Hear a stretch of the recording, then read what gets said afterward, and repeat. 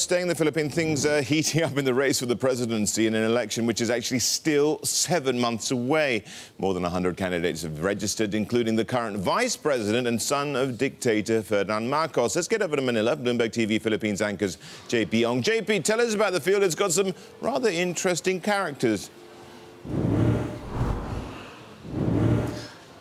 Well, hi, Rashad. Filing for the national elections closed at 5 p.m. last Friday, and boy, do we have some weeds to clear. 130 candidates vying for presidency next year, along with 19 for vice president, 172 for senator. Of course, the Commission elections will be screening out the nuisance candidates, and if there's one thing we're not short of in Philippine politics, it's personality. Case in point, your choices for president, one who claims to be the archangel Lucifer, and another who claims to be an intergalactic Earth ambassador. The long list doesn't come as a surprise. In 2010, 99 candidates filed for presidency, but only 9 were allowed to run. Right. Well, out of these 130 candidates, who are likely to be the front runners? All right.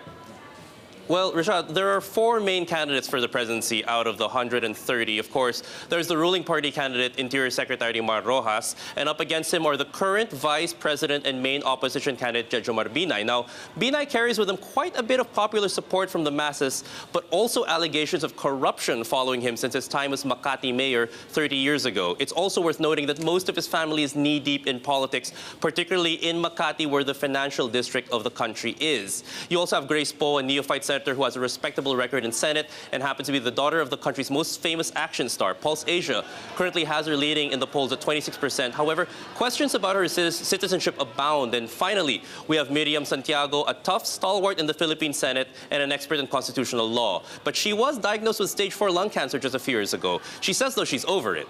Also notable, though, Miriam has Ferdinand Marcos Jr. as her running mate. And that's right, it's the namesake of the dictator Ferdinand Marcos, who ruled over the country from 1965 to 1986, particularly through the period of martial law. Rashad?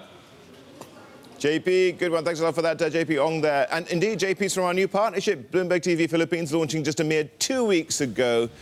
Viewers in the Philippines can watch on Signal, channels 8 and 127.